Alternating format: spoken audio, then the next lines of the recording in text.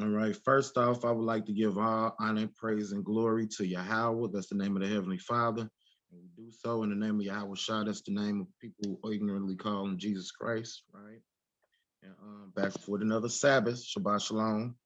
Back with another Sabbath. Okay. And a lot of stuff been going on. We've been America's still falling, right? America's still falling. Um, Esau catching these curses. Our people, our people waking up, right? But I've been hearing a lot of doctrines. I done heard doctrines about false Christ this week, right? I done heard doctrines about um, how the Most High was not coming to get us, right? So I want to tackle a couple of these false doctrines today. And then I heard another doctrine about the mixed multitude, because when we came out of Egypt, right, it wasn't just Israelites. We actually had a couple of Egyptians with us. So you got people out here teaching that, well, everybody can get saved because Israelites ain't the only people that got saved out of Egypt. So we're going to look into what happened with that mixed multitude that came out of Egypt with us. We're going to see what the Most High did with them, because they did not get the covenant. They did not partake in the same things that the Israelites took part in, and they got destroyed in the wilderness. So we're going to take a look at that mixed multitude that came out of Egypt with us and see what the Most High did with them, to squash that argument about everybody being saved. Then we're going to tackle the part about the real Jews, right? Because we all know we the true Jews, we the real Israelites, and that's been a thing going on the last couple weeks since Kanye done came out and ruffled a lot of feathers, right? Telling people that we the real Israelites, right? So you got people that saying, how could you people be Israelites when there are Israelites in Israel already, right? And they're white. So how could you already be Israelite? I mean, how could you be an Israelite when there are already Israelites, right? And then anything we say against them is a quote unquote anti-Semitic, right? But the Bible already prophesied that it was going to be people in the land. Like, according to the Bible, heathens, well, Idumeans, which are Edomites, are supposed to be in the land right now, according to the Bible. So we're gonna look into that. We're gonna look into the mixed multitude. Then we're gonna look into um, the Edomites still being in the land, right? And we're gonna read a couple future prophecies about the Edomites being in the land. Then we're gonna look into okay, that's all. Okay, we're gonna get into a couple prophecies in Second Ezra, and then we're gonna look into chariots. So I'm gonna start off here in Exodus chapter 12, verse 37. The first book I'm gonna go to, Exodus chapter 12, verse 37.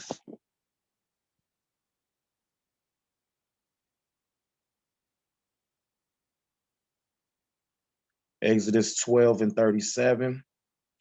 Um, and it reads 37, and it reads, and the child of Israel journeyed from Ramesses to Succoth, right?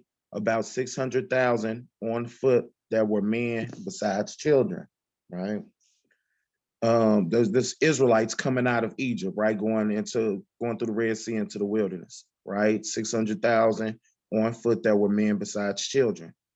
Verse 38, in a mixed multitude, these are the people that are not Israelites, and the mixed multitude went up also with them in flocks and herds and even very much cattle, right? So you got the 600,000 men plus the women and the children, and then you got this mixed multitude of people who were Egyptians, right? That came out with us, right? And you got people saying that these people are in fact somehow saved because they came out with us, right? But let's see what the Bible says happened to these people, right? So let's go to got two Joel threes. Yeah, let's go to Numbers. Numbers chapter 11. Numbers chapter 11, verse 4. Right. So we're looking into the mixed multitude that came out of Egypt with us, and it's a Numbers chapter 11, verse 4. It reads, and the mixed multitude that was among them fell a lusting, right?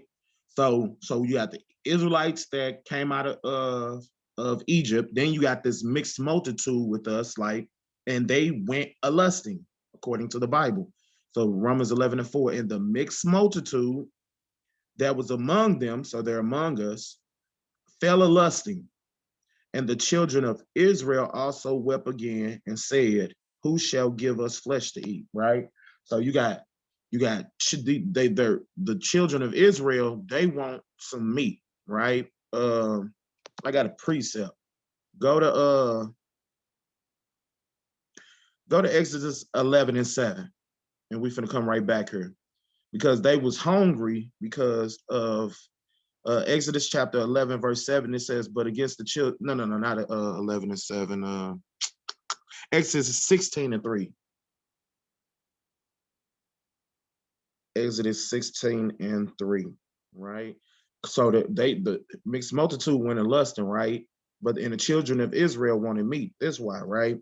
This second Ezra 16:3, and the children of Israel said unto them, would God we had would God that we had died by the hands of the Lord in the land of Egypt, when we sat by the flesh pots, and when we did eat bread to the full. For yet he has brought us forth into the wilderness to kill us, the whole assembly, with hunger. Right? So this is before we got the manna. This is before the quails start falling from the heaven. Right? This is before all of that happened. We was hungry, right? And then we saying, did the Most High bring us out of Egypt just to bring us into the wilderness to kill us with hunger? One more time. It's Exodus 16:3. And the children of Israel said unto them, would to God we have died by the hands of the Lord in the land of Egypt, when we sat by the flesh pots. A flesh pot is like a pot of pig, and they wanted this, right? When we sat by the flesh pots, and when we did eat bread to the full. They said when we was in Egypt, we had flesh pots and we ate bread till we got full. For ye have brought us forth into the wilderness to kill the whole assembly with hunger. So they were saying, hey, God, did God bring us into the wilderness just to kill us with hunger? So they were hungry. But while everybody was hungry, the mixed multitude, they went a lusting. Now let's go back to Numbers 11:4. And it's Numbers chapter 11, verse 4. It says, the mixed multitude that was among them fell a lusting, right? And the children of Israel also wept again, saying, who shall give us flesh to eat? So they wanted some meat to eat. They was hungry, right? Okay, and now let's go down. Let's drop down to verse 34. Now keep in mind, hold on. Let me read Numbers 1:4 one more time, because we have to know what the mixed multitude did. It says the mixed multitude among them fell a lusting. All right, so let's see what the people that fell a lusting did. Drop down to verse 34. And this is Numbers chapter 11, verse 34, and it reads, and it says, and he called the name of the place Kibra Hatalava, right? Because there had been buried the people that lusted. So what happened to the people that lusted? They got killed and they were buried in the place called Kibra Hatalava, right? Because they were buried, the people that have lusted, right? So actually, let's read verse 33, right? Actually, let's read, go scroll up to 30.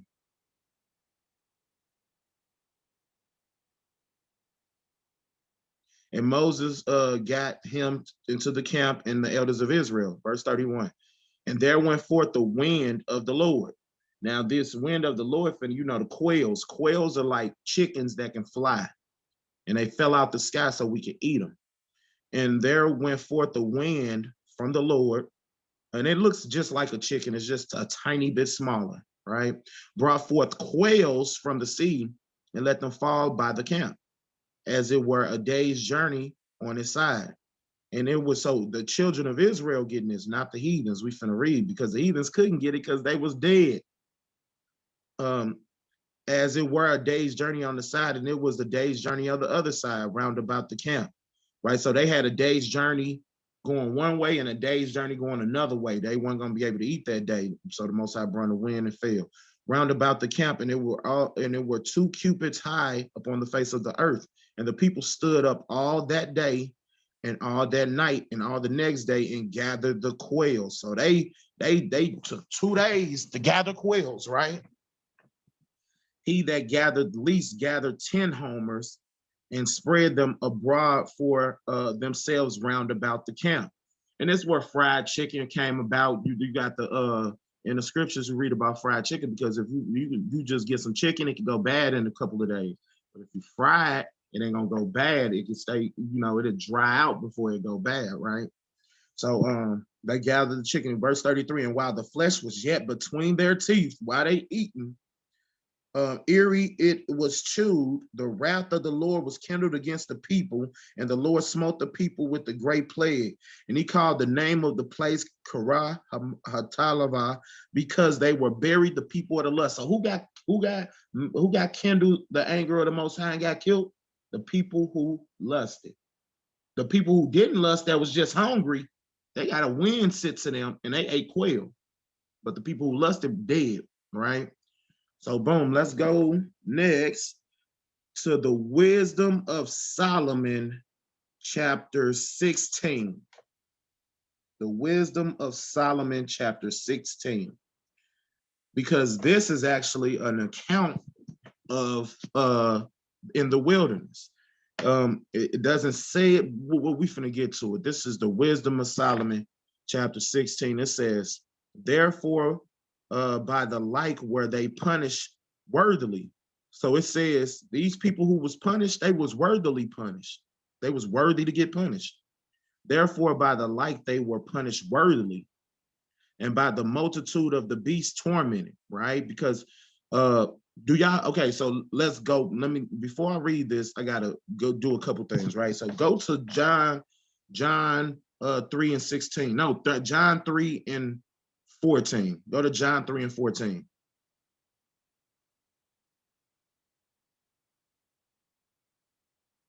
John 3 and 14, it says, as because Songs of Solomon is finna go into the account where the Israelites and the mixed multitude were bitten by the serpent, right? And then Moses made a serpent of brass, put it on a stick, and everybody that looked up on it was saved, right? This is John chapter 3, verse 14. And as Moses lifted up the serpent in the wilderness, even so the Son of Man must be lifted up, right? So 1 second while I get that precept.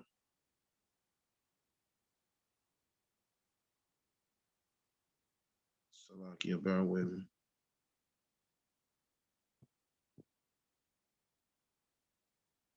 I believe it's Exodus 9, I believe.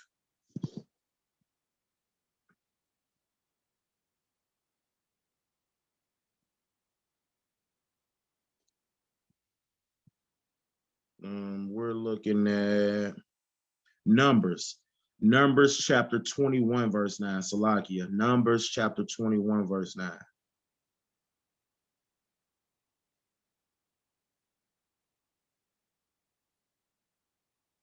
In Numbers 21 and 9, and it reads, and Moses made a serpent of brass, and he put it on a pole. And it came to pass that if a serpent had bitten any man, and when he had beheld the serpent of brass, he lived, right? So scroll up a couple of verses. That's verse 9. Scroll up a couple of verses. Scroll up a couple more verses. Actually, I think I'm gonna read verse 1 down. No, I'm gonna start at 4. And they journeyed from Mount Horeb by the way of the Red Sea to compass the land of Edom. And the soul of the people was much discouraged because of the way. And the people spake against God and against Moses. So you got Israelites and mixed multitude with us at this time. You got people that's speaking against Yahweh, speaking against Moses, right? Therefore have ye brought us out of the land of Egypt to die in the wilderness, right? We just read this in another account. For there is no bread, neither is there any water, and our soul loatheth this light bread, right? Basic loatheth means hate. So it says our souls hate this light bread, meaning they ain't got none enough to eat. Verse 6, and the Lord Yahweh sent a fiery serpent among the people, and they bit the people, and the people of Israel died. Therefore the people came to Moses and said, we have sinned, for we have spoken against the Lord and against thee, and pray unto the Lord, and he take away the serpent from us. And Moses prayed for the people. Scroll up.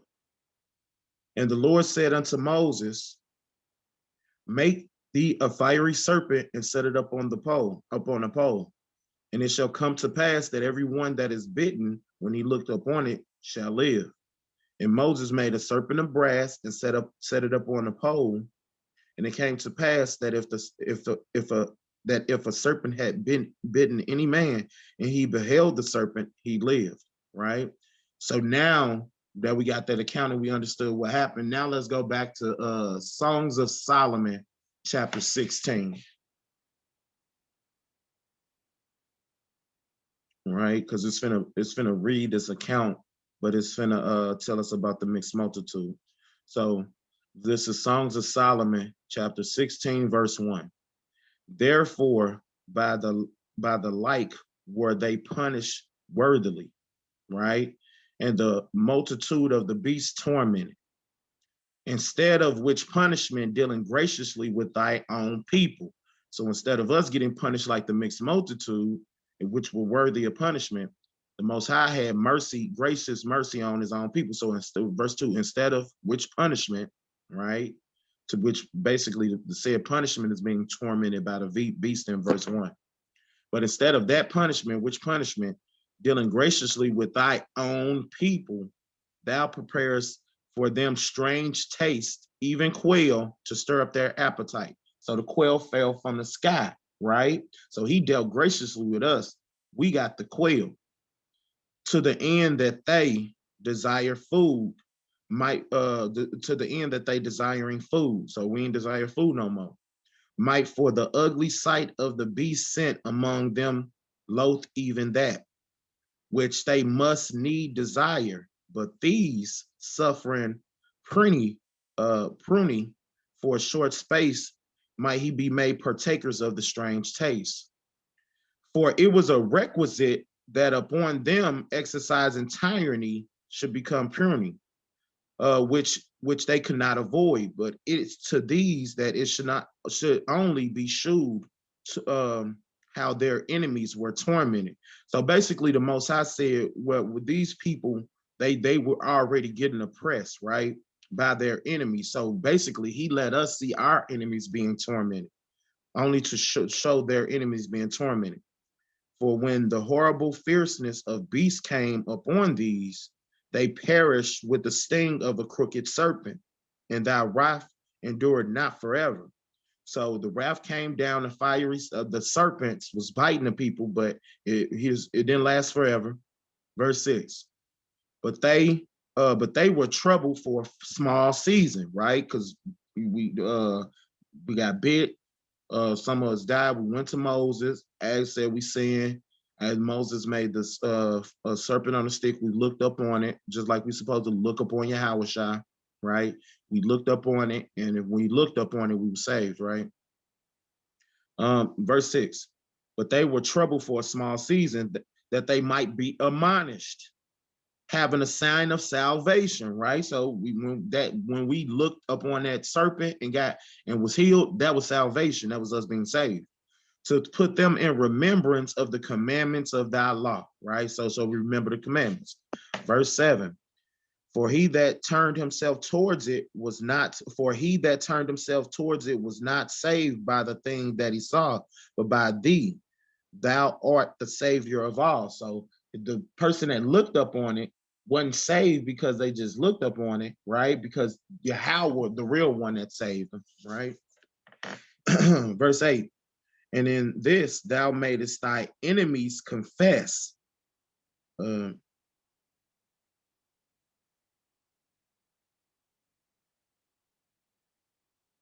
Shalom, Monty. And so to a quick recap, we reading about how the mixed multitude that came out of Egypt with us was destroyed, right? I'm gonna do a quick recap in a second. So verse 6, but they were troubled for a small season that they might be admonished, having a sound of salvation, to put them in remembrance of thy commandments. Verse 7, for he that turneth himself towards it was not saved by the thing he saw, but by thee, thou art the savior of all. And Shabbat Shalom. And in this thou madest thy enemies confess, that is, thou who deliverest all from evil. From them the biting of the grasshoppers and the flies killed. Neither was there found any remedy for their life, for they were worthy to be punished by such, right? So you got this mixed multitude. The Most High, we hungry. Actually, let me just do a quick recap. Go back to Exodus chapter 12, verse 37. Exodus chapter 12, verse 37. And it reads, and the children of Israel journeyed from Ramesses to Succoth, about 600,000 on foot that were men, besides children. So besides the women and children, you had 600,000 Israelite men that came out of Egypt. Verse 38, because this is us coming out of Egypt. Verse 38, and the mixed multitude went up also with them, flocks, herds, and even very much cattle. So you got with these 600,000 men, with women and children coming out of Egypt, those are Israelites. You also had a mixed multitude that also went up with them, with the flocks and the herd and even very much cattle. So you had a mixed multitude that came out of Egypt with us. And you got people trying to say that these people are saved because they came out of Egypt with us. But they don't know what happened with these people. So we're going to find out. Now let's go to Numbers chapter 11, verse 4.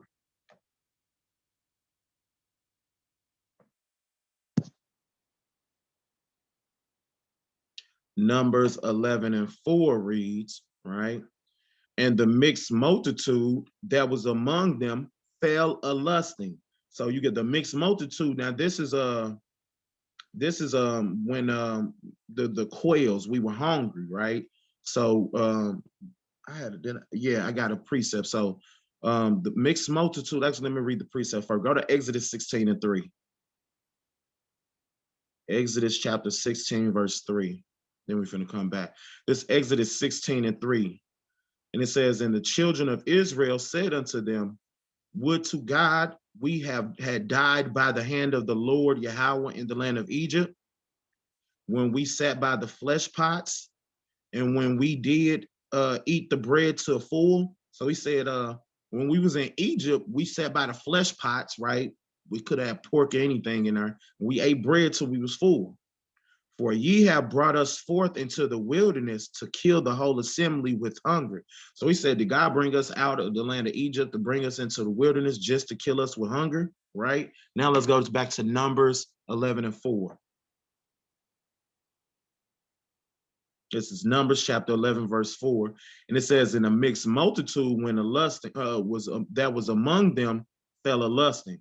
So the mixed multitude that was among us, they went a lusting. And the children of Israel also wept again, saying, who shall give us flesh to eat? So we hungry, we wondering if God gonna kill us in the wilderness, right? But the mixed multitude, they went a lusting, right? Now drop down to verse 34, same chapter. This is Numbers chapter 1, verse 30. I'm finna read, scroll back up. I'm finna read it, start at 30. And it says, and Moses got him into the camp, and the elders of Israel. Verse 31. And there went forth the wind from the Lord Yahweh, and brought quails from the sea. Quail is a chicken that basically fly. Look the size of a Cornish hen, right? But brought quails from the sea, and let them fall by the camp. as it were a day's journey on one side, and as it were as a day's journey on the other side. So if so many quails fell, you can walk for a day one way, and you can still quails still are that far from the camp. And you can walk a day from the other way, and quails still that far from the camp. So it's a lot of quails all around about them, right? So and there went a wind from the Lord Yahweh and brought quails from the sea and let them fall by the camp, as it were a day's journey on one side, as it were a day journey on the other side, round about the camp. And there were also cubits high up on the face of the earth. So not only did it go on for miles and miles and miles all around them, it was 2 cubits high. I think a cubit is like 3 feet, so it was high, right? And the people stood up all that day and all that night and all the next day, and they gathered the quails. He that gathered least gathered 10 homers, and they spread them all abroad before themselves round about the camp. And while the flesh was yet between their teeth, ere it was chewed, the wrath of the Lord was kindled against the people, and the Lord smote the people with the great plague. And he called the name. Now scroll back up to 4 one more time before I read 34.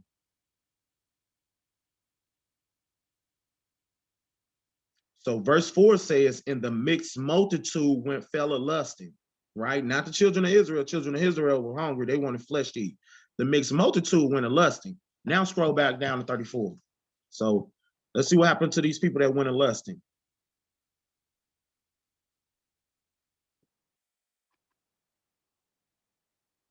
Okay, scroll down to 34. Your phone messed up. Salakia, give me 1 second.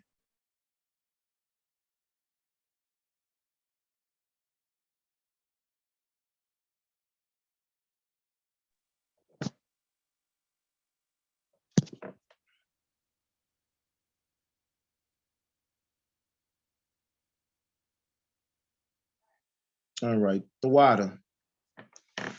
So this is Romans chapter 11, verse 34. Now remember, verse 4 said the mixed multitude went a lusting. Romans 11 and 34.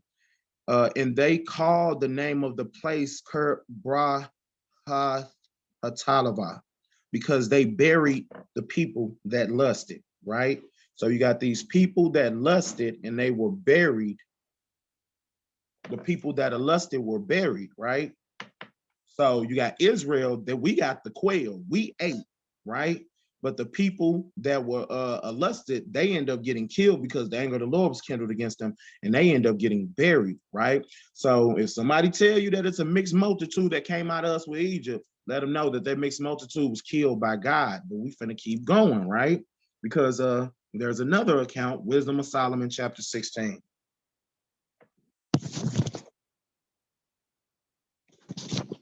And this gets a little bit more in depth, right? Okay, so this is Wisdom of Solomon, chapter 16. It says, "Therefore, by the like were they punished worthily." So these people that were punished, they was worthily punished. They was worthy of punishment. And by the multitude of the beasts tormented, right? So they was tormented by the beast, right? Because actually, sidebar, go back to John chapter 3, verse 14. I got to read that again. John 3 and 14. Because these are the beasts that tormented them, right? It says, and as Moses lifted up the serpent in the wilderness, even so must the Son of Man be lifted up, right? So now you got to go to Numbers chapter 21, verse 9. So we can see these beasts that tormented them, right? Numbers 21 and 9. Scroll back up 3 verses. And it says, and the Lord sent a fiery serpent. Scroll up one more. Yeah, verse 5. And the people spake against God and against Moses.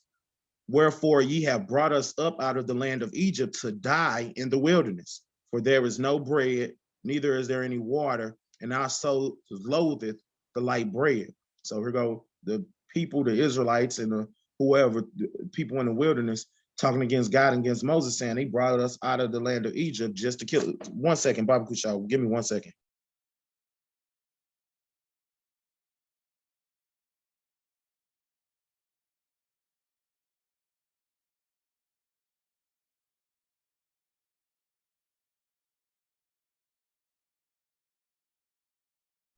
Slovakia. All right. So the mixed multitude, we verse 5 again. And the people spake against God and against Moses, this us in the wilderness, and we walking around, but now we starting to cuss God, curse Moses, right? Or spake against him, right? Wherefore ye have brought us out of the land of Egypt to die in the wilderness, for there is no bread, neither is there water, and our soul loatheth this light bread. Verse 6. And the Lord sent fiery serpents among the people, and they bit the people, and very much of the people of Israel died. Wherefore the people came unto Moses and said, we have sinned, for we have spoken against the Lord Yahweh, and against thee, and against thee, and pray unto Yahweh that he take away the serpent from us. And Moses prayed for the people. And the Lord said unto Moses, make thee a fiery serpent and set it up on a pole. And it shall come to pass that everyone that is bitten, when he look upon it, he shall live. Scroll up a little bit.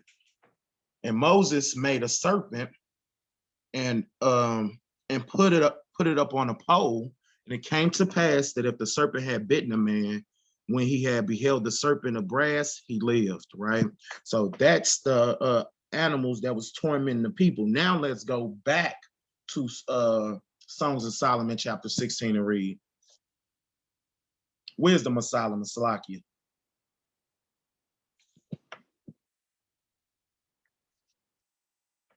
Wisdom of Solomon. Wisdom of Solomon 16:1, and it reads, right? Therefore, by the like were they punished worthily. So it was worthy of punishment, and by the multitude of the beasts tormented. They was tormented by the beast. Instead of which punishment, dealing graciously with thy own people, thou preparest for them meat of strange taste, even quails, to stir up their appetite. So for us, he dealt graciously with us. We got the quails. Verse 3. To the end that they desiring food might be for the sight of the beast sent among them loath even that, which they must need desire.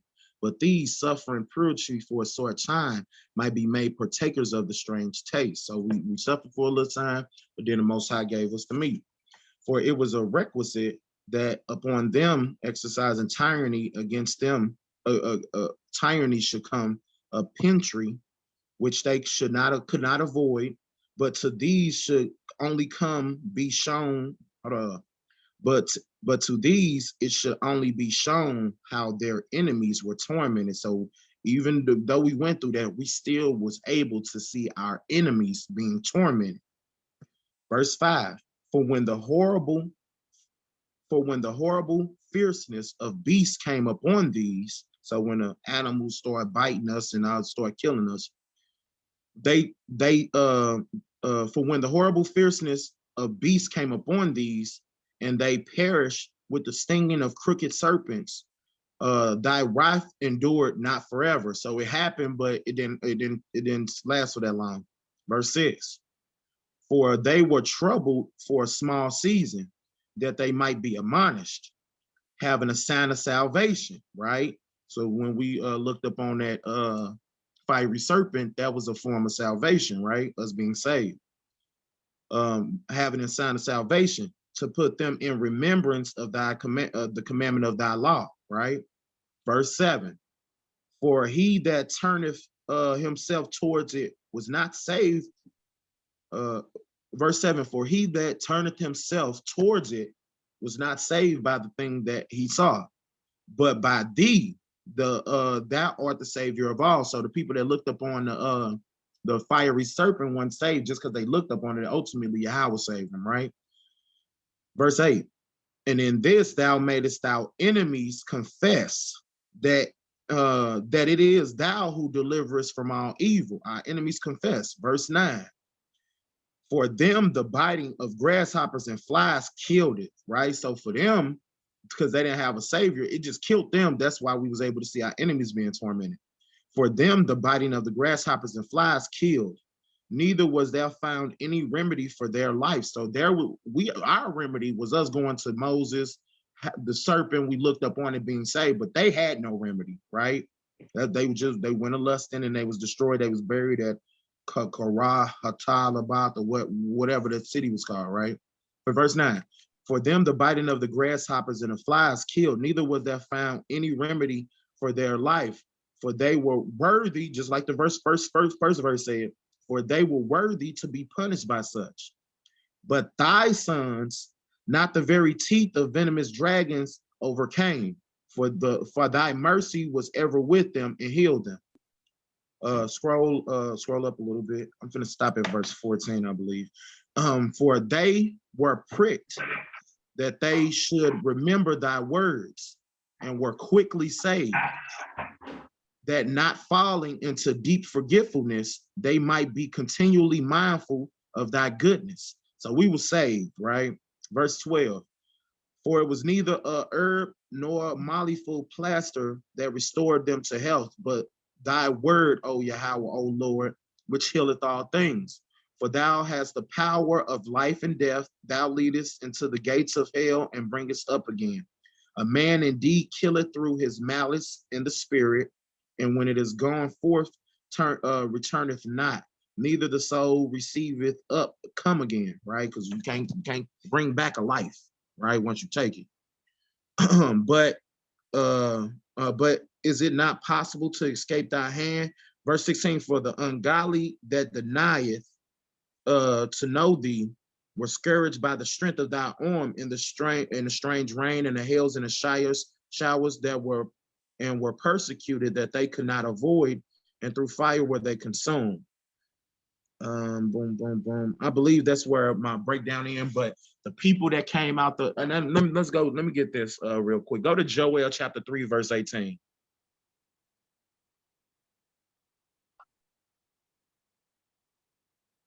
Joel chapter 3, verse 18. And it says, and it shall come to pass in that day that the mountains shall drop a new wine, and the hills shall flow with milk, and the rivers of Judah shall flow with the waters and the fountains. Okay, that's why I brought this. And the rivers of Judah shall flow with water, and the foundation shall come forth of the house of the Lord, and shall the water of the valley of Shmittim, right? Verse 19. Egypt shall be a desolation, right? So most I don't care about no Egyptians. Because the Egyptians was in the mixed multitude. Egypt shall be desolation. Edom shall be a desolate wilderness for the violence against the children of Judah, because they have shedded innocent blood in their land. And Judah shall dwell forever in Jerusalem from generation to generation, right? So Egypt, no. Go to Exodus 17, 11 and 7. I mean, that's where I'm going to end this at, and we can move to the next point. Exodus 11 and 7, and it says, but against the children of Israel shall not a dog move his tongue against man nor beast, that ye may know that the Lord Yahweh doeth put a difference between the Egyptians and Israel. They are not us. They did not get our salvation. Most High is the Lord God of Israel, not of Egypt, right? And I'm going to end it with that. The mixed multitude was destroyed, right? Now, the next point, right? So you got people that's saying out here saying that mixed multitude came out with us, therefore, well, they can get saved with us. That's not the case. They were destroyed. Actually, we got to see our enemies being tormented according to the Bible, right? Now, let's go to, boom. So I'm gonna end on that one. I'm this point. Let's start this point. So boom. You got people out here saying that because, okay, I'm on Clubhouse. It's two Negroes claiming to be Yahweh Shai, right? One nigga from Mississippi, another Negro from California. Like they got cash out, like Yahushua got cash out, like this madness, right? And they claiming they finna save us, right? But the Bible says this, right? So let's just get what the Bible say. I need give me Matthew 24 and 30.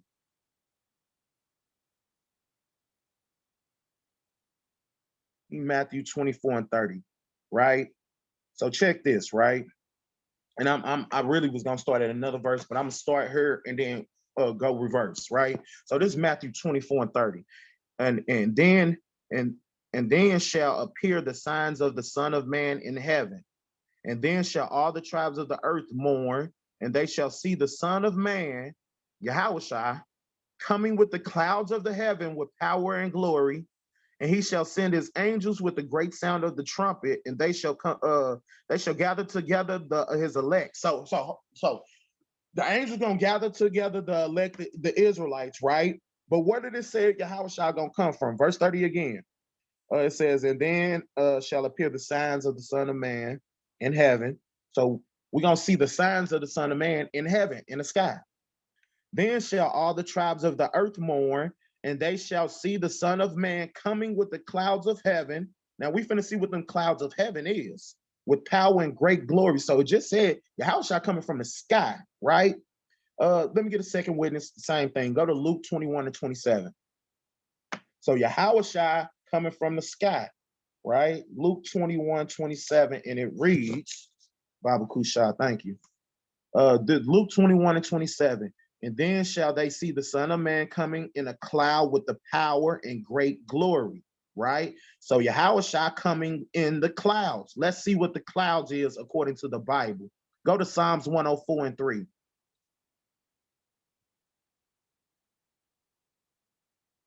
104 verse 3. The water. This is Psalms chapter 104 verse 3. Who layeth the beams of the chambers in the waters, and who maketh the clouds his chariots. So chariot is like a spaceship, so to speak, or something that you use to get from point A to point B. That's what the angels using, right? So when he coming with the clouds, he ain't just coming with the clouds because the clouds are chariots. So he's coming with chariots, right? So this is Psalms 104 and 3 one more time. Who laid up the beams of his chambers in the waters, who maketh the clouds his chariots, who walketh upon the wings of the wind, right? So the clouds are his chariots. I got another precept. Go to 1 Thessalonians 4 and 17. 1 Thessalonians 4 and 17. It's 1 Thessalonians 4 and 17. Remember the clouds, right? Yahushua coming with the clouds, right? 1 Thessalonians 4 and 17. Then we which are alive, so after all the destruction come, us that's still alive, then we which are alive and remain shall be caught up together with them in the clouds. That's the chariots, the angels coming to get us, right? Then we which are alive and remain shall be caught up together with them in the clouds to meet the Lord in the air, and so shall we ever be with the Lord Yahweh, right? So that's how we're gonna get caught up. Now, let me read. I would just want to read Matthew 24 and 30 one more time, right? Now that I established that the clouds are chariots, right? And clouds are chariots. This is Matthew 24 and 30. And then shall appear the sign of the Son of Man in heaven. And then shall all the tribes of the earth mourn, and they shall see the Son of Man coming in the clouds of heaven with power and great glory. And he shall send his angels, the angels in the chariots, which is the clouds. And he shall send his angels with the great sounding of the trumpet. The trumpet, when you hear the trumpet, that means Israel to gather, right? And they shall gather together his elect, the elect of the Israelites. Ain't that what the other verse just said? When us that is left, we're gonna caught up into the clouds. That's us getting gathered by the angels. And he shall send his angels with the great sound of the trumpet, and they shall gather together his elect from the four winds, from one end of heaven to the other.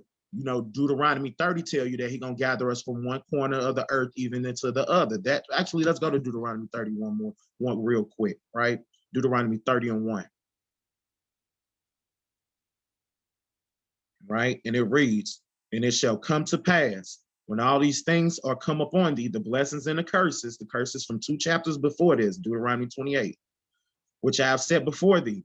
Thou shalt call them to mind among all the nations where the Lord thy God has driven thee. So we're going to remember who we are. We're going to remember the commandments when we scatter. Verse 2, and shall return unto the Lord thy God. This is a future prophecy because we ain't been gathered yet. And shall return unto the Lord thy God. We're doing that now. And shall obey his voice according to all that I command thee this day. Thou and thou children, we're doing that now. And all, with all thy heart and with all thy soul. That's where we currently at. Verse 3, and then the Lord thy God shall turn thy captivity. Turn thy captivity means like turn it around. We're going to end it, right? And have compassion on thee, and will return and gather thee from all the nations where the Lord thy God has driven thee. See, it's the same thing. When we wake up, the only way Yahweh shall come is if we wake up. And when we wake up, we get delivered. That's the point I wanted to make. Go to Mark 13 and 13.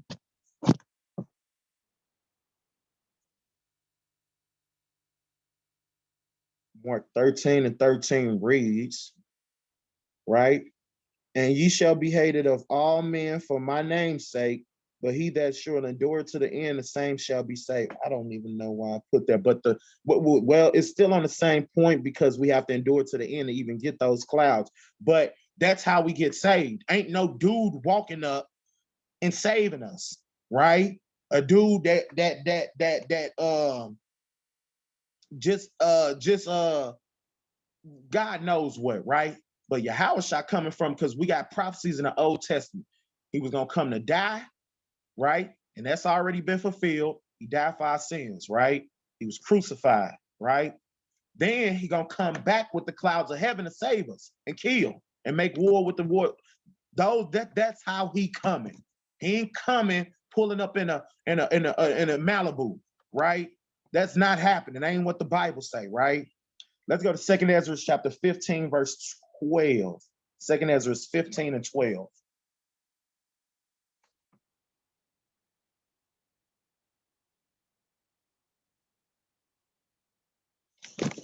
I'm finna run through these, and then I got my next point gonna be the Edomites in the land.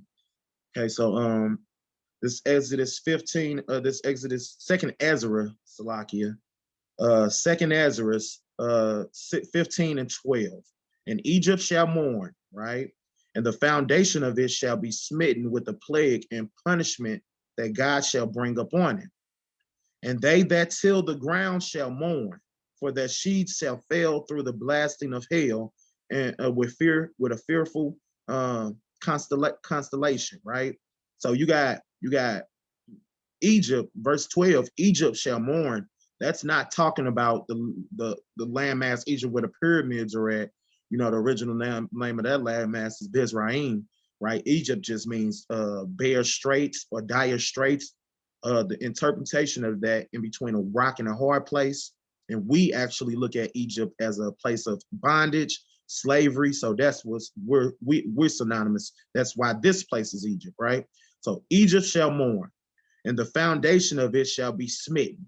That's Babylon falling, with the plagues and the punishment that God shall bring upon it, right? And they that till the ground shall mourn. That's starting to happen now. For their seed shall fail through the blasting of hail, and with the fearful constellation. That's the sky. Woe to the Salakia.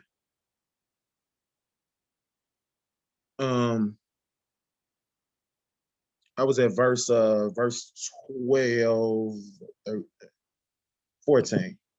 Woe to the world and them that dwell therein, right? So this is talking about earth, right? For the sword of their destruction draweth nigh, it draweth near. And one people shall stand up against stand up and fight against another, and the swords in their hands.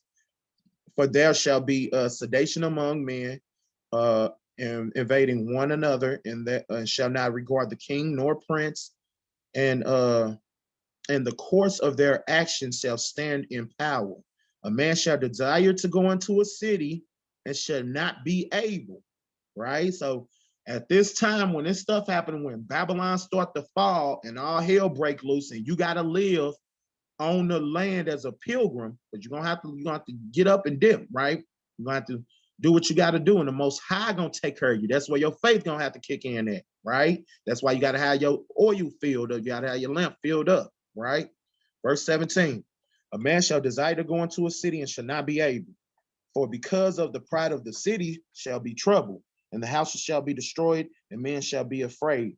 And man shall have no pity upon his neighbor, but shall destroy their houses with the sword and spoil their goods. Yeah, you're gonna have people kicking in your door. You think you're gonna be the only one with electricity generator on your block? You can put all the trash bags you want over there. If one person find out, it's over, right? You stand in the house, gonna be a death trap, right? That's why the Most High said leave, right? Um, verse 19: for a man shall have no pity upon his neighbor, but shall destroy their houses with the sword, right? The modern day sword is the gun, right?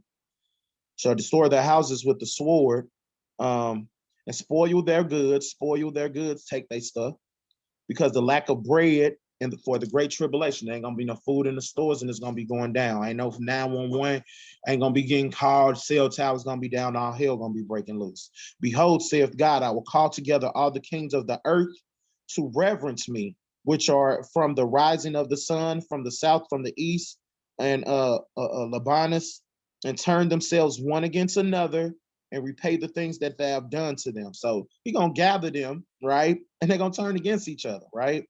We actually read this. Let's go to 2nd Ezra 16. Actually, no, I want to stop at 21. Like as they do yet this day unto my chosen, right? So let me read 20 again. It says, behold, saith the Lord God, I will call together all the kings of the earth to reverence me. So they're going to acknowledge the Most High in that day. They ain't going to have no choice, because he going to be the most powerful thing going at that point, right? Which are the rising of the sun from the south to the east into Lebanus, to turn themselves one against another. So he gonna call all the kings together of the earth to turn themselves one against another and repay the things that they have done to them. And they're gonna get repaid back, right? Like as they do unto my chosen, so will I also, like as they do yet this day unto my chosen, just like they do with us, right? I will do also in recompense in their bosom, there saith the Lord thy God, right? My hand will not spare the sinner, and my sword shall not cease upon them that shed innocent blood upon the earth. Right? That's why I'm in that. I need 2nd Ezra chapter 16, verse 22. Actually, just go over one chapter. Verse 22. And it reads, for many of them that dwell upon the earth shall perish of famine, and the other shall escape the hunger, shall the sword destroy. So some people gonna die by famine, but some people gonna escape that famine, have some food, and they're gonna die by the sword, right? What was the Bible verse that said you missed like a, I'm gonna paraphrase it because I'm gonna get it wrong. So it was like you was gonna get hit by a car and that missed you. As soon as that missed you, a bear started chasing you, and as soon as you left the bear, you got bit by a snake. Like you was gonna get death anyway, right? So many of them that shall perish in a famine, and the other that escapes the hunger shall the sword destroy, and the dead shall be cast out as dung, right? Because like dung is like don't mean nothing. Like we bury our bodies, but it's gonna be so many bodies in that day, you ain't gonna be able to bury all them people, right? And there shall be no man to comfort them, for the earth shall be wasted, and the city shall be cast down. And there shall be no man left to till the ground and to sow it, right? Drop down to verse 33. Same chapter. 2nd Ezra 16 and 33, and it reads, the virgins shall mourn and have no bridegrooms, right? So you're gonna have women, and you know it's already more women than men. But in that day, a lot of men gonna die. Actually, let me get a precept to prove that. Go to Isaiah chapter 3 and go to the last verse.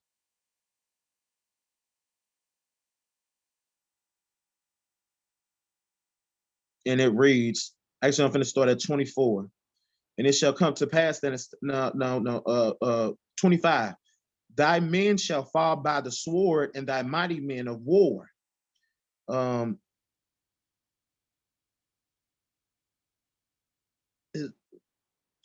Scroll up a little bit. Thought it was another verse that said this.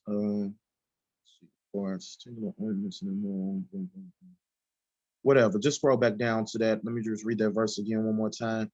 It says, "Thy mighty men shall fall by the thy men shall fall by the sword, and thy mighty in the war. And her gates shall be lament and mourning, and she shall be desolate and sit upon the ground." Right now, let's go back to where I was at in Second Ezra. Second Ezra 16 and 33. That precept wasn't as strong as I wanted to be, but it still said what I needed to say. The Second Ezra 16 and 33, and the virgins shall mourn and have no bridegrooms, and the women shall mourn and have no husbands, and their daughters shall mourn and have no helpers, because there's a lot of people. We just read about all the people that's gonna be dying, right? When that stuff kick off, the men gonna go outside, right, and try to find what they need to find, right? So that's how that's gonna happen. Verse 34.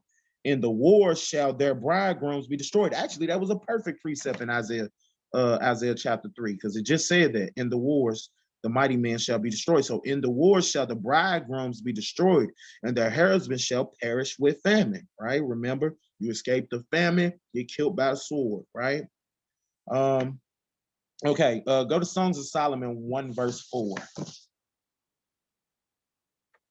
Songs of Solomon chapter 1 verse 4. So we got to endure until the end, right? We endure until the end, right? We got to follow the little plan that the Most High got for us. And then the clouds and the chariots with Yahweh shot crack in the sky. That's how it's going to happen. Ain't no dude going to walk up, pull up in the Malibu, I'm the Messiah, follow me. That's not how it's going to happen. The Songs of Solomon chapter 1 verse 4. It says, draw me, we will run after thee, right? So that's how we got to be at the Most High. We got to run after him, right? Draw me, we will run after thee. The king have brought me into his chambers. We'll be glad and rejoice in thee. We will remember that thy love more than a wine, the upright love of thee, right? So we gonna run towards the Most High, right? That's how much we serve in him, right? So because we know, we see what's going on. The only way getting saved is through Yahweh Bashem Mashiach Yahushua. There's no other way that you getting up out this place, right? And the elect ain't gonna get a scratch on them, right? And that's even more reason to serve the Most High, because he said in that day his elect ain't gonna even be hungry, right? So if you can serve the Most High and you can get that kind of treatment in the days that's to come, that's a reason enough, right? But the weekend problem is much more than that. Yeah, let's read verse 5, right? Because verse 5, this is a sidebar. Verse 5 is a cut, right? They say the Bible ain't black and all this other stuff, right? The Songs of Solomon chapter 1 verse 5. I am black but comely. You look up that word comely, it means beautiful, right? I am black but beautiful. That's us, right? I am black but beautiful. O ye daughters of Jerusalem. So there go a cut. The daughters of Jerusalem, the Israelite women, are black and beautiful, right? We already know it ain't nobody black. That's a misnomer. All us different shades of brown. We come in light, bright, red, bound to dark, dark, dark, and all of us are black and beautiful, right? O ye daughters of Jerusalem, as the tents of Kedar. You look up Kedar, it's basically black, right? I had a girl that was an Israelite. She named her dog Kedar because he was all black, right? As the tents of Kedar and as the curtains of Solomon, right? Look not upon me because I am black, because the sun hath looked up on me, right? We don't get pus bumps on our skin and turn like an eye red, like a eye when you finna cook on the stove. We don't do that, right? We get in that sun, we get darker, right? Don't look up on me because I am black, because the sun has looked up on me. My mother's children were angry with me. That's neither here nor there, the rest of it. But that point is, we are Israelites and we are black and beautiful, right? Let's go to my next one. Go to Matthew 13 and 44.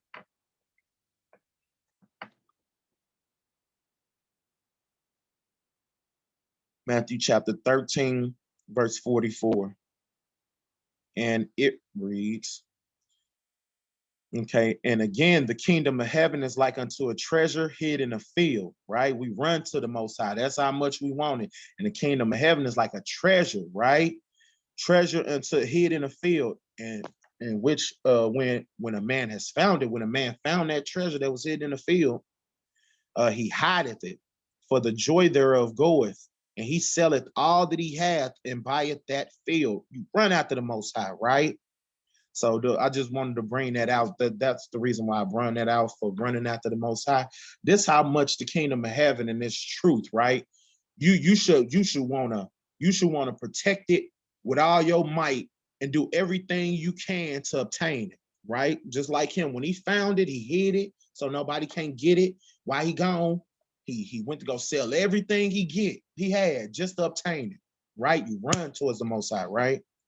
Matthew 19 and 28. And I got one more verse after this, and we maybe. And then we finna get into the last point that I got. This is Matthew chapter 19, verse 28, and reads, and it says, and everyone that have forsaken houses, brethren, sisters, fathers, mother, or wife, or children, or land, for that's 29. Salakia. The water baby. Uh this Deuteronomy Salakia, Bible Kushah, Matthew chapter 19, verse 28. And Yahweh said unto them, verily I say unto you, that ye which have followed me in this regeneration, when the Son of Man shall sit upon the throne of his glory, ye shall also sit upon the 12 thrones, judging the 12 tribes of Israel. Right. So actually, let me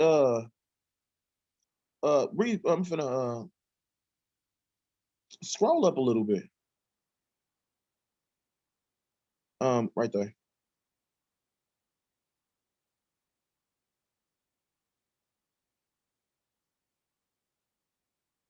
I'm just going to start at 33, right? Because you remember, the dude walked up to him and said, good Lord, good master, like, what must I do to inherit the kingdom of heaven? And he told him basically to keep the commandments. He told him like a couple commandments to keep.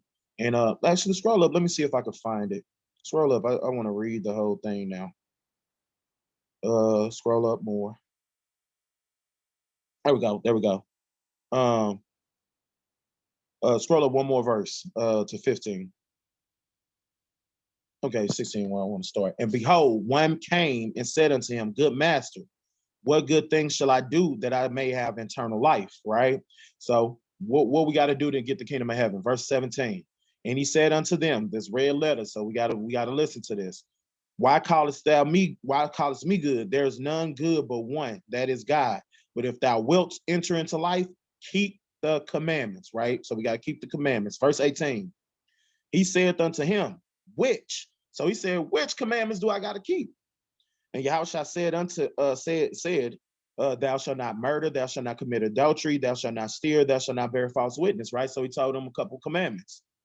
Honor thy father, honor thy mother, and thou shalt love thy neighbor as thyself. Now, this is a cut real quick, because people say it's only 10 commandments you got to follow. Well, loving thy neighbor as thyself is not in the 10 commandments, right? But no, loving thy neighbor as thyself. Verse 20. A young man saith unto him, all these things have I kept from my youth up. What lack I yet? He's so the dude, like, I keep all them commandments. Like, I've been doing that all my life, right? So Yahushua, like, okay, right? Verse 21. Yahushua said unto him, okay, if thou wilt be perfect, right? Because you got greatest and least in the kingdom of heaven. He said, if thou wilt be perfect, go and sell all that thou hast and give to the poor, right? And thou shalt have treasure in heaven, and come and follow me, right? What the dude did with the kingdom of heaven. He found it in a treasure in the field. He sold all that he have, right? So he told the young man, he said, look, if you want to be perfect, go. He was a rich man. Scroll back up. It said he was a rich man, didn't it? Uh, scroll up one more verse. Um, they don't call him a rich man.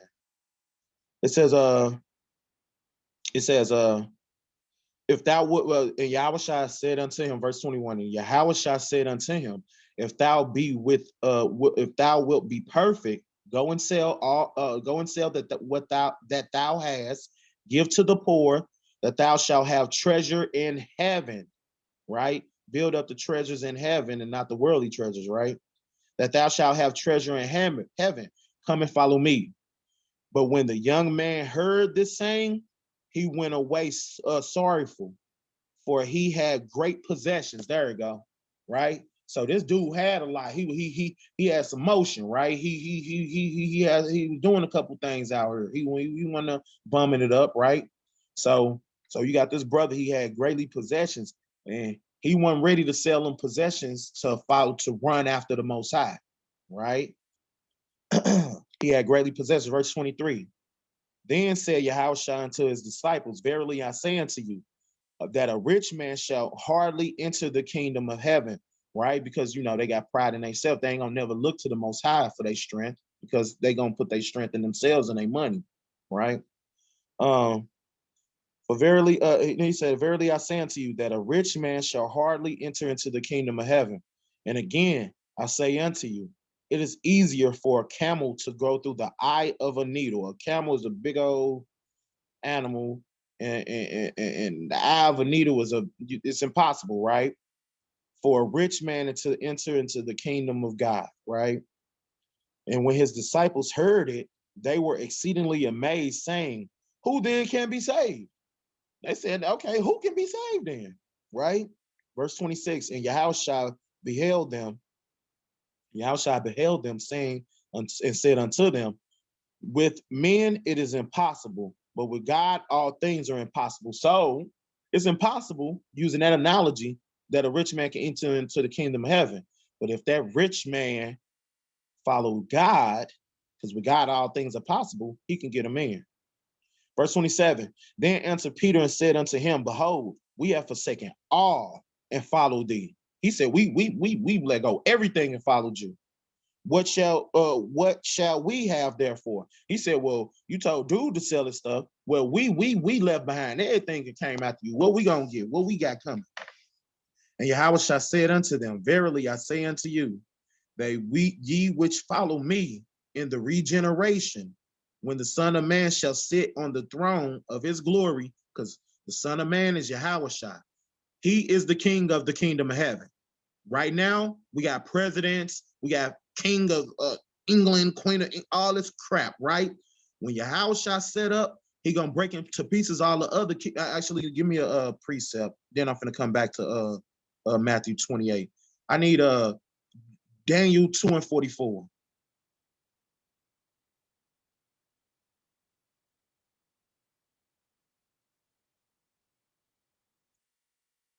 Daniel 2:44, and it reads, and in the days of the king shall God, in the days of these kings, if you scroll up, it talks about all the kingdoms. I got to do a breakdown on Daniel chapter 2. I might do that next week. It talks about all our slaveries. It started off at the Babylonian slavery. It had made of gold, then it goes silver, and then iron, and then the iron mixed with clay. That's where we in now. The kingdom that's partly strong, partly weak, right? That's this new Babylonian thing. They're partly strong and partly weak, right? So in the days of these kings, the kings of all these nations that set up, shall the God of heaven set up a kingdom. So in the days of all these other kings, because that's what a king is. A king is a king, and you have to have dominion. And that's where the dumb comes from. A king has dominion, kingdom, right? In the days of the king shall God set up a kingdom, and it shall never be destroyed. That's Yahushua kingdom. And the kingdom shall not be left to other people. So ain't no other people getting left this kingdom. It's coming to the children of Israel. Yahushua gonna be the king. Shall not be left to other people, but it shall break into pieces and consume all these kingdoms, and it shall stand forever. So the kingdom that's gonna last forever, that Yahushua gonna be the king over, he is gonna break into pieces all these other kingdoms. So ain't gonna be no other kingdoms on this earth. Matter of fact, go to Daniel, scroll over, go to Daniel 7 and 13.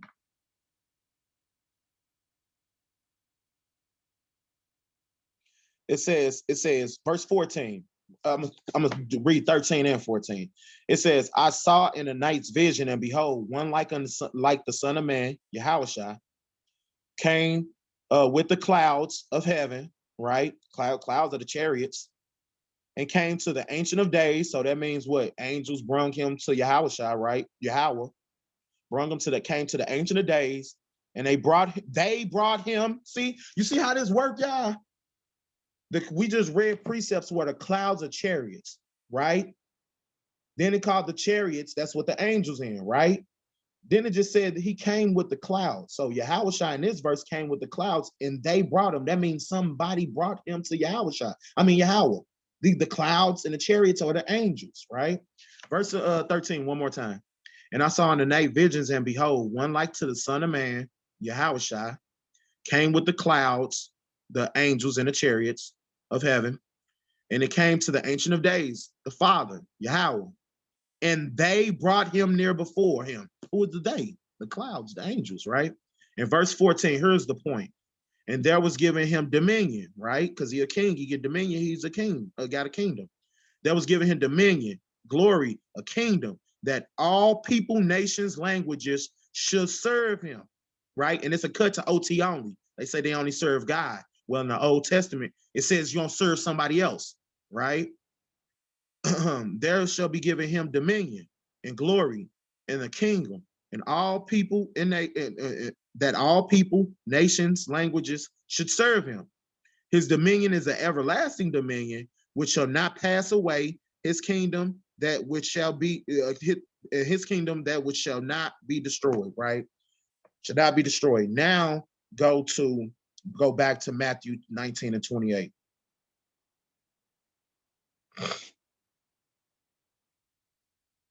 Matthew 19:28, and it reads, and Yahushua said unto them, verily I say unto you, that ye which follow me in the regeneration, when the Son of Man shall sit on the throne of his glory, you shall also sit. So that's kingdom of heaven. Yahushua sitting on the throne. He done broke into pieces of all the other kingdoms. He says, ye also shall sit up on the thrones, judging the 12 tribes of the children of Israel. So we're going to have rulers or government set up in the kingdom of heaven, because there's only going to be one government on the earth at that time. Yahushua is actually go to Matthew chapter 2 verse 6. Matthew chapter 2 verse 6. Government, right? Because the 12 disciples sitting up on their thrones of the government, right? It says, and thou Bethlehem in the land of Judah, art not thou the least among the princes of Judah? Out of these shall come a governor of a government, right? And he shall rule my people. Actually, let me just find a precept that says the government. 1 second. I want to get this exact precept.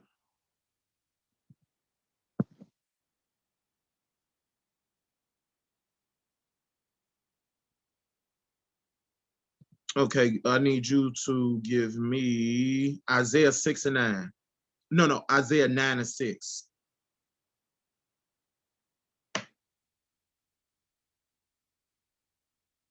Isaiah 9 and 6, right? It says, before unto us a child is born, unto us a son is given. The government shall be up on his shoulders, right? So this Yahushua, right? That's all I need. I need you to go back to Matthew 19:28 so I can read the last verse.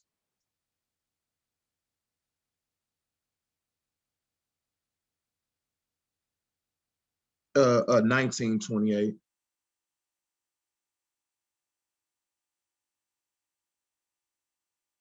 19:28, and it says, judging the 12 tribes of the children of Israel, right? So that's the government. Verse 29. And everyone that have forsaken house, brethren, sisters, father or mother or wife or children or land for my sake shall receive 100-fold and shall inherit everlasting life. So a lot of us, when we come into this truth, we lose a lot of family, right? But we're gonna get it back, and the Most High said we're gonna receive 100-fold. right? Some of us, our kids stop messing with us because of this truth. Some of us, our parents stop messing with us because of this truth. Our siblings, our best friends. Well, whatever you lose for this truth, the Most High, Yahweh Shah just promised you 100-fold. One more time. And everyone that have forsaken house, right? You lose your house for this truth. You're gonna be standing in a mansion in the kingdom of heaven, right? Brethren, sister, father, mother, wife, children, land, for my name's sake, shall receive 100-fold and shall inherit everlasting life. But many that are first shall be last, and the last shall be first. Right. So the first shall be last, right? Well, that can be taken a multitude of ways, but we already know that in this truth, it don't matter how long you in it. Somebody can come in at the last minute and get the same thing you gonna get, right? But then we the last right now on earth, but we gonna be the first. And then the first on earth gonna be the last. It can be taken a multitude of ways, right? Let me read Revelation chapter 2, verse 27. Actually, give me Revelations 2 and 9 first. It says, I know thy works, and I know that tribulation and poverty, that's us being poor. But thou art rich. We rich because we got the promises, the kingdom of heaven. We got Hamashiach Yahushua. We got Yahweh, right? We got the Father, right? I know thou works, thy tribulation and poverty, but thou art rich. And I know the blasphemy. Blasphemy means a wicked lie. I know the blasphemy of them which say they are Jews. They say they us, and are not, but of the synagogues of Satan. Fear none of these things which thou shalt suffer. Don't fear.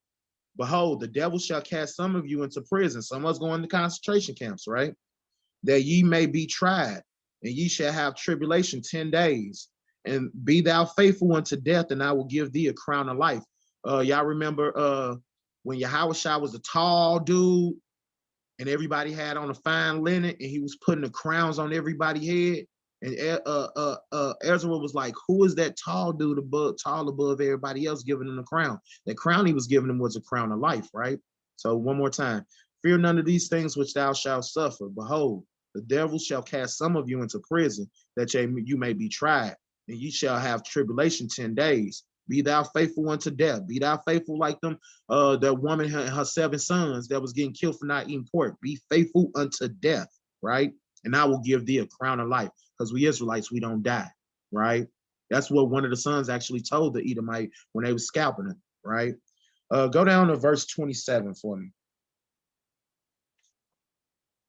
And it reads, 26, 25. It says, this red letter, Yahweh words, right? But that which ye have already hold fast till I come. So what we got right now, this knowledge, wisdom, and understanding we got right now, he said, hold fast till I come. Don't give it up. Keep it. Hold on to it till I come, right? Verse 26. And he that overcometh, I already read, he that overcometh to the end, the same shall be saved, right?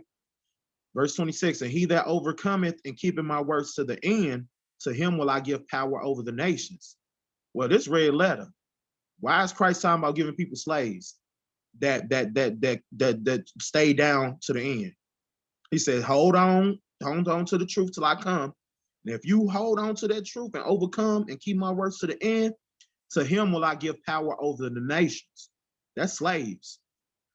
And he shall rule them with the rod of iron. And as a vessel of a potter shall they be broken into shivers, even as I received of my Father, right? Just like the Father said, I go to Psalms 1, Psalms chapter 1. I think it's chapter 1 or chapter 2. Psalms 1 and 1. We go to Psalms chapter 2. Because it said, he that endured to the end, him will I give power over the nations, and he shall break them into shivers with the rod of iron, as a potter broken. So we finna read that. This Psalms chapter 2, verse 1. Why do the heathens rage? How many times have we seen an Israelite video and heathens coming up mad because they can't get saved? Psalms chapter 2, verse 1. Why do the heathens rage? And the people imagine a vain thing. Why are they imagining that they can get salvation with us? Like they went through the curses with us. Like, you know what I'm saying? And the kings of the earth set themselves, and the rulers take counsel together. And did the whole world come together against us? Right? Everybody had us as slaves.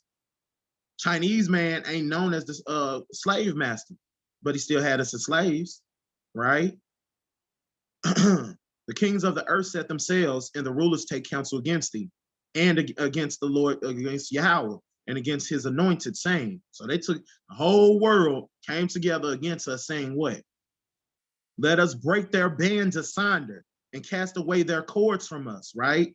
Go over, stop, go to Psalms chapter 83 real quick. Psalms 83 and 1. Right? So all the nations that came together against us. Just walk with me, y'all. Psalms chapter 83, verse 1. It says, keep not thy silence, O God, hold not thy peace, and be not still, O God. For lo, thy enemies, not my enemies, these are God enemies, right? For lo, thine enemies make atonement and a tumult, and they that hated thee have lifted up thy head. So these are the people that hate God, and they're his enemies. They have taken crafty counsel against thy people, right? So these people that came together. Crafty means like sneaky or underhanded. Counsel is like a meeting, right? They are taking crafty counsel, a sneaky meeting. They're meeting together and doing crafty things, underhanded things against thy people, and consulted against thy hidden ones. They have said, come, let us cut them off from being a nation. They said, what they was meeting about? How to cut us off from being Israelites, how to stop them from being knowing who they are. Right? They have said, come, let us cut them off from being a nation, that the name of Israel be no more in remembrance. 20 years ago, nobody didn't know what no Israelite was, right? The name, unless we bumped into one of us, we did that was like some strange understanding, right? That is not prevalent and not it's not a teaching in the earth. Like, you don't go to a college at Princeton and find out, like, that is not getting taught, right? The only people that's teaching that is us, right? Verse 5, they have consulted together with one consent. They are confederate against thee. Confederate mean they all came together. Let's see who these people are that God said in verse 2 are his enemies, and they hate them, right? Verse 6, the tabernacles of Edom, white people. The Ishmaelites, Arabs, Moab, Chinese people, the Hagarenes, Jabal, Ammon, those are Japanese, Amalek, those are the fake Jews, right? The Philistines in this Bible, the Philistines are Africans and the inhabitants of Tyre. Tyre is a city, I believe, in Edom. So those Edomites, right? So all these people are God's enemies. Now go back to Psalms 82 and 1. Let's read that. Because they done came together that the name of Israel be no more in remembrance and all that stuff, right? So this is Psalms chapter 82. No, not 82, where it say we are God's. Psalms chapter 2. Salakia. Psalms chapter 2. And it says, why do the heathens rage and the people imagine a vain thing? And the kings of the earth set themselves, and the rulers take counsel. That's what we just read. They take counsel, right? Against the Lord and against his anointed, saying, let's break their bands asunder. Let's stop them from being a nation of Israel and cast away their cords from us. He that sitteth in heaven shall laugh. Yeah, we're going to laugh at these folks, right? At these fools. And the Lord shall have them in derision. The Most High going to have them delusional. Then shall he speak to them in his wrath. So how God gonna speak to them? How the Lord gonna speak to them? And with wrath, right? And vex them with sore of displeasure. Yet I have not set my king upon my holy hill of Zion. Yet have I set my king upon the holy hill of Zion. That holy hill of Zion is us. The king that sit upon us is Yahushua. I will declare my decree, and the Lord hath said unto me, thou art my son. This day have I begotten thee. Ask of me, and I will give the heathens for thy inheritance, in the uttermost parts of the earth for thy possession. Is that what I want? Okay, I'm gonna leave it there. No. There we go. I was gonna say, verse 9. Thou shalt break them. We just read in Revelations 2 and 27 and 28. It says, he that overcometh and keepeth my words will I give power over the nations. And he shall rule them with the rod of iron, and as a potter shall they be broken into shivers, even as I received of my Father. That's what Revelation 2 and 27 said, roughly paraphrasing. Now, here goes Psalms chapter 2, verse 9. Thou shalt break them, these heathens, right? That ain't getting salvation. That actually, let me read verse 8 again, right? Ask of me, ask of Yahweh Bashem Yahushai, and I shall give thee heathens for thy inheritance. We ask Yahweh, and he gonna give us heathens for our inheritance. Ain't that what Yahushai just said? He that keep my works to the end, will I give power over the nations? This said he gonna give us heathens for an inheritance. Same thing, right? Shall I give heathens for an inheritance in the uttermost parts of the earth for thy possession, because the world was made for our sakes. Verse 9.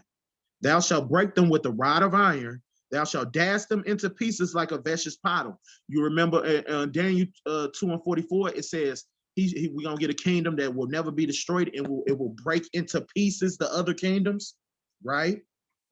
As a vessel's pottle shall they be broken like a potter's vessel. Verse 10. Be wise now, therefore, O ye kings. That's us. Be instructed. Instructed of what? The Torah. That's what the word Torah means. Instructions, right? Ye judges of the earth. And Torah does mean that. Torah means law or instructions, right? Be wise now, therefore, O ye kings. Be instructed, ye judges of the earth, because we are the judges of the earth. That whole saying, only God can judge me, that's not in the Bible. That's a Tupac lyric. We are the judges of the earth. Verse 11, serve the Lord with fear. Serve the Lord with what? Fear. And rejoice with trembling. Because the only who you supposed to fear, the Most High didn't give us the spirit of fear to fear another man. We fear God. And the fear of God is the beginning of understanding. So serve the Lord with fear. Let me get that. I'm going to get that right after this. And rejoice with trembling. Kiss the Son, lest he be angry, and ye perish from the way. His wrath is kindled but a little. Blessed are they that put their trust in him, right? So I just want to get this verse real quick. And this is going to be my last verse on this breakdown. Because it said, fear God, right?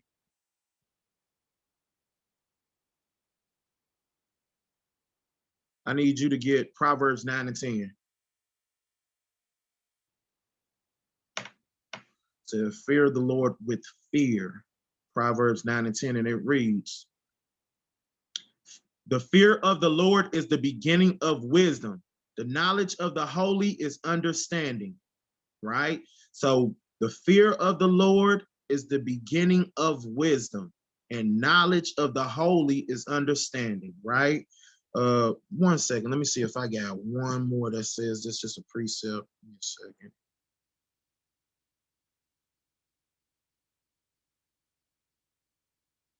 No, that's the one I needed. So the fear of the Lord is the beginning of wisdom. Hi.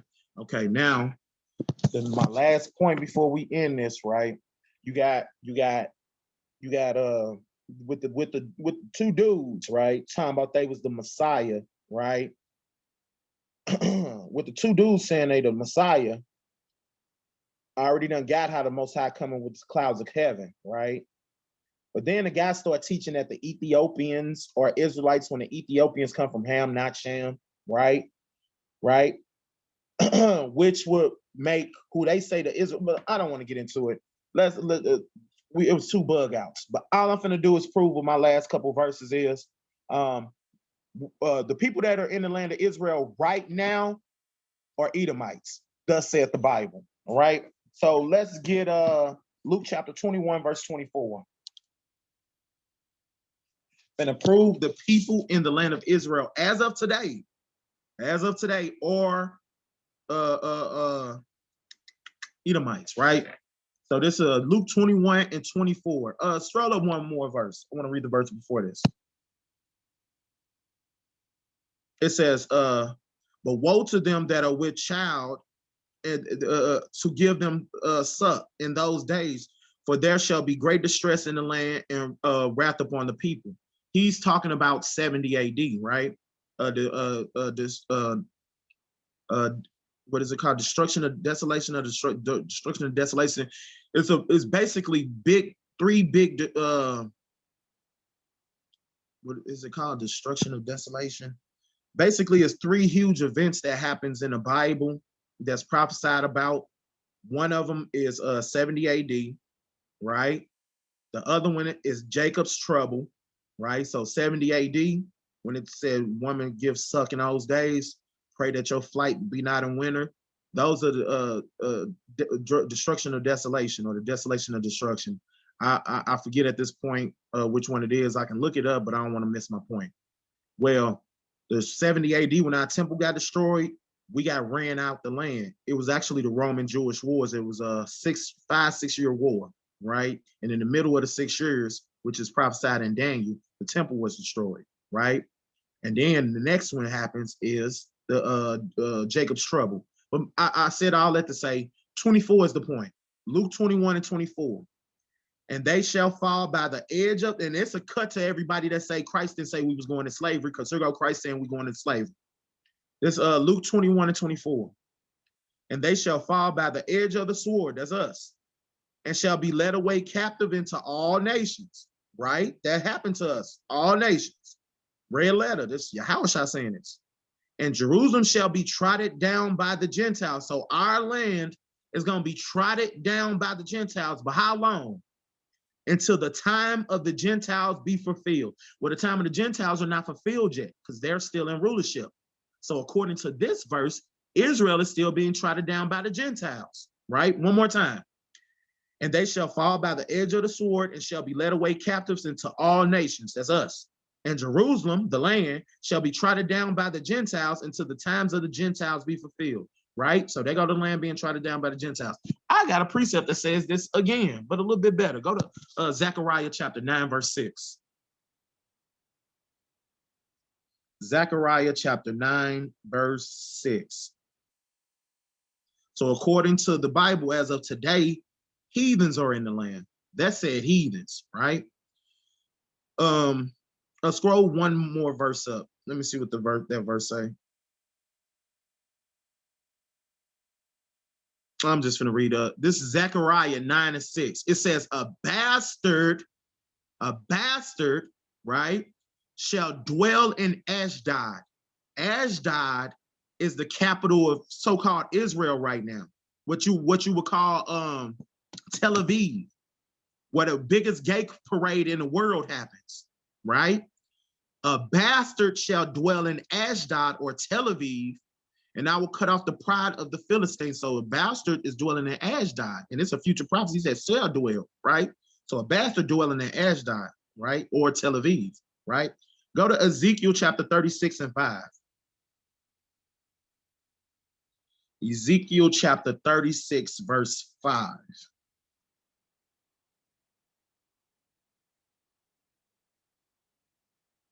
All right, so Jerusalem gonna be trodden down by the Gentiles until the time of the Gentiles be fulfilled, and the bastard shall dwell in Ashdod. This is Ezekiel 36 and 5. Therefore, thus saith the Lord thy God Yahweh, surely in the fire of my jealousy have I spoken against the residue of the heathens, and against all Idumea. Idumea. Who is Idumea? Go to the blue letter real quick. Let's look up this verse in blue letter. Let's find out who Idumea is. That's Ezekiel 36.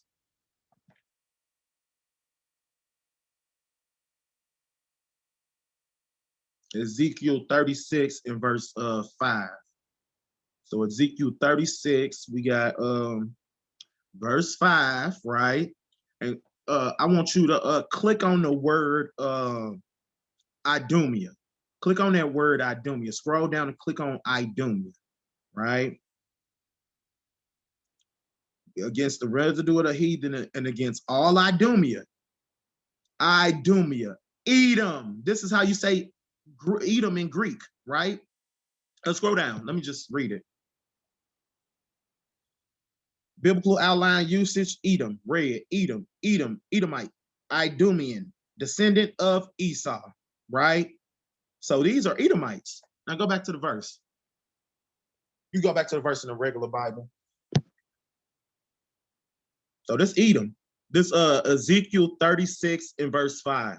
Therefore, thus saith the Lord thy God, surely in the fire of my jealousy have I spoken against the residue of the heathens, and against all Idumea, which have appointed my land into their possession, and with joy of all their heart, with despiteful minds to cast out full of prey. Didn't the Bible just say the Edomites in the land? One more time. Therefore, Ezekiel 36 and 5, therefore, thus saith the Lord thy God, surely in the fire of my jealousy have I spoken against the residue of the heathens, and against all Idumea, which have appointed in my land into their possession. So Idumeans possess the land, God's land, with joy of all their hearts, and they happy over there, having the biggest gay parade in history, right? With despiteful minds to cast out for prey, right? That's my, actually, I got two more. Go to Joel chapter 3, verse 2. Hold on. Go to 2nd Ezra chapter 6, verse 9. Because if they are in the land right now, right, that makes this verse true. For Esau is the end of the world and Jacob is the beginning of his followers, because the white man's supposed to be ruling the world right now, right? Who's the ruling the world? The white people in America, Britain, and them fake Jews, right? Esau is the end of the world. Jacob is the beginning of their followers. Now go to Joel chapter 3, right? So a bastard shall dwell in Ashdod, Tel Aviv, right? And Jerusalem shall be trodden down by the Gentiles until the time of the Gentiles be fulfilled. That hasn't happened yet, so Jerusalem is still being trodden down by the Gentiles, right? You got a question, Auntie?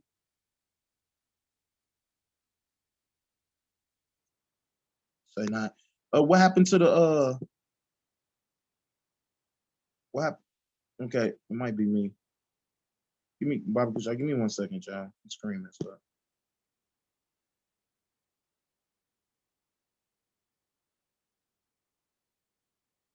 Okay.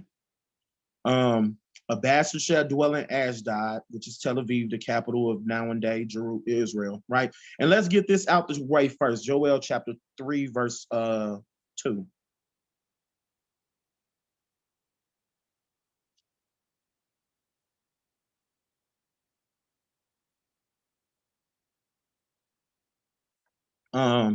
Let's get this out the way, because in the Bible, the land is not called Israel, right? The land that land was named Israel in a Balfour Declaration in 1946, right? The land is Jerusalem, right? The land, that's the land. We are Israel, right? So don't let nobody tell you that Israel is the land and we're Israelites because we come out of that land. No, that's not true. Israel is the people, right? That land was not named Israel until 1947, 1946 during the Balfour Declaration, how the fake Jews got back in the land, right? But Joel 3 and 2, and I will also gather all nations and will bring them down to the valley of Jehoshaphat, right?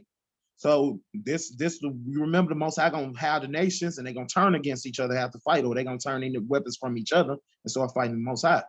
Joel chapter 3, verse 2, and I will also gather all nations and bring them down to the valley of Jehoshaphat, and will plead with them for my people. Didn't he say he was gonna plead with them in his wrath? Read this, check this out. I will plead with them there for my people and for my heritage Israel, whom they have scattered among the nations, and parted my land. There it go again. The land was parted, right? Verse 3, they have cast lots for my people. Casting lot is like an auction block. They have cast lots for my people and given a boy for a harlot and sold a girl for wine that they might drink, right? Because not only girls were sold for harlots and for like sex work and trafficking, they did the same for men too. Like based on their stature, they have a man just making more babies that's his size, because that's what they use for slavery. They didn't want a scrawny dude. That's how they wanted to, you know how. So So that's how they sold the Israelite daughters and the sons of Israel, sons of Jacob, right? Verse 4. Yea. And what do you have to do with me, O Tyre and Zidon, and all the coast of the Palestine? Those are Africans, and Tyre, I believe, are Edomites. So what do you have to do with me, O Tyre and Zidon, and all the coast of Palestine? Will you render me recompense? And if you recompense me, this is the Most High talking. And if you recompense me, swiftly and speedily will I return it recompense upon your own head, because you have taken my silver and my gold and have carried it into your temples and my goodly pleasant things. And the children of Judah have and the children of Jerusalem have ye sold into the Grecians. So you got Africans selling us to white people, that you might remove them far from their borders. Actually, that's when I didn't even want to read. I just wanted to read where it said part of the land. But this is the Most High pleading with them. Actually, let's keep reading. Behold, I will. It says, the Grecians, that you may remove them far from their borders. Verse 7. And I will raise them up out of the place whether ye have sold them. This him turning on captivity. Behold, I will raise them up out of the place whether you have sold them, and will return your recompense upon your own head. Meaning, you reap what you sow. So the same thing they did to us, they're gonna get done to them. That's the meaning of return your recompense upon your own head, right? And I will sell your sons and your daughters to the hands of the children of Judah, and they shall sell them to the Sabians and to our people to people far off. And the Lord hath spoken it. Proclaim ye this among the Gentiles: prepare war, wake up the mighty men, and let the men of war draw near, and let them come up. Beat your plowshares into swords, and your prune hooks into shears, and let the weak say, I am strong. Assemble yourselves and come, all ye heathens. So this is the great war when the Most High going to destroy all these people. Assemble yourselves and come, all ye heathens, and gather yourselves together round about thither, because thou mighty ones to come down, O Lord. And let the heathens be awakened and come to the valley of Jehoshaphat, for here I will sit to judge them, judge all the heathens round about. Put ye in the sickle, for the harvest is ripe. You remember the harvest, the wheat and the tares? The harvest is ripe, right? Put ye in the sickle, for the harvest is ripe. Get ye down, for the press is full, the wine press, right? When he had all the bread on, right? The fats overflow, for their wickedness is great, right? They time has come. Multitudes in the valley of decision. The valley of decision is the valley of Jehoshaphat. They are one and the same. Multitudes and multitudes in the valley of decision. For the day of the Lord is near. For the day of the Lord is near in the valley of decisions. The sun and the moon shall be darkened, and the stars shall withdraw their shining. The Lord shall roar out of Zion, and the utter voice. The Lord shall roar out of Zion, and utter his voice from Jerusalem. And the heaven and the earth shall shake. Y'all remember when he was standing and he opened up his mouth and everything that was in front of him got devoured, right? And the Lord shall roar his roar out of Zion, and order his voice from Jerusalem, and the heavens shall be shaken. But the Lord will be the hope of his people and the strength of the children of Israel. So shall ye know that I am the Lord your God, who dwell in Zion, my holy mountain. A holy mountain, if you remember, a mountain is people. My holy mountain. Then shall Jerusalem be holy, and there shall be no stranger pass through her anymore. And it shall come to pass in that day that the mountain shall drop. How many verses in this chapter? Okay. And it shall come to pass in that day that the mountain shall drop down new wine, and the hills shall flow with milk. This is the land of milk and honey. This is our land, right? The mountain shall drop down new wine. The mountain's us, and the hills shall flow with milk. That's us. And the rivers of Judah, this is people, shall flow with water, and the fountain shall come forth of the house of the Lord, and the water shall and shall water the valley of Shmitna.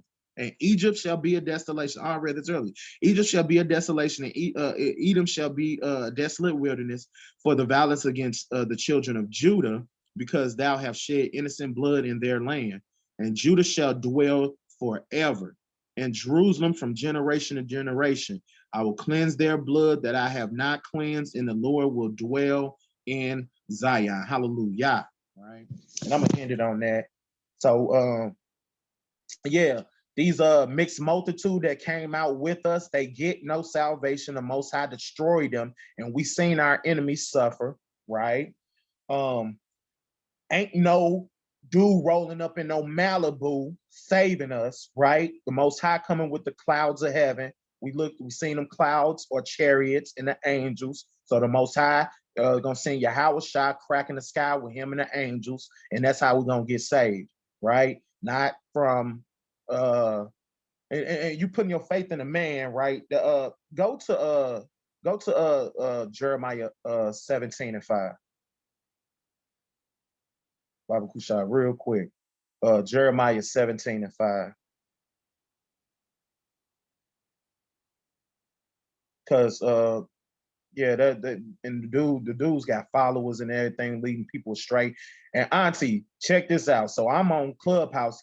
The dude calling himself the Messiah, and he tell his followers not to read the Bible. So this is Jeremiah 17:5. Thus saith the Lord God, cursed be the man that trusteth in man, and maketh flesh his arm, whose heart departed from the Lord Yahweh. You putting your trust in another man that can lie, that can steal, that can do all, that can still die, right? That's very dangerous, and you taking taking away from your trust that you had in the Most High and putting it in another man, right?